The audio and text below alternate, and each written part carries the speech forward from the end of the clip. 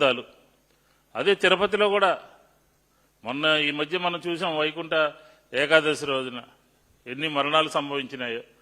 తిరుపతితో పాటు సింహాచలంలో కూడా చూసాం. ఎప్పుడైనా ఏనాడైనా ఈ దేవాలయాల్లో ఇలాంటి మరణాలు సంభవించాయా మీ ప్రభుత్వ హయాంలో తప్ప?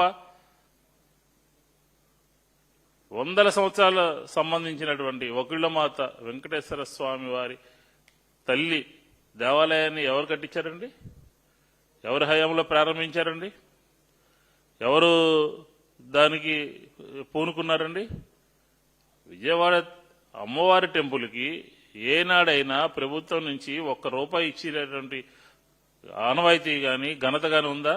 అదే జగన్మోహన్ రెడ్డి గారి నాయకత్వంలో 75 కోట్ల రూపాయలు అప్పటికప్పుడు దసరాల్లో జీవో ఇచ్చి డబ్బులు జమ చేస్తే ఈరోజు ఆ అభివృద్ధి కార్యక్రమాల్ని అరకొరగా నడుపుతా ఉన్నారు. దీనికి ఎవరు బాధ్యులు? మీరు కాదా?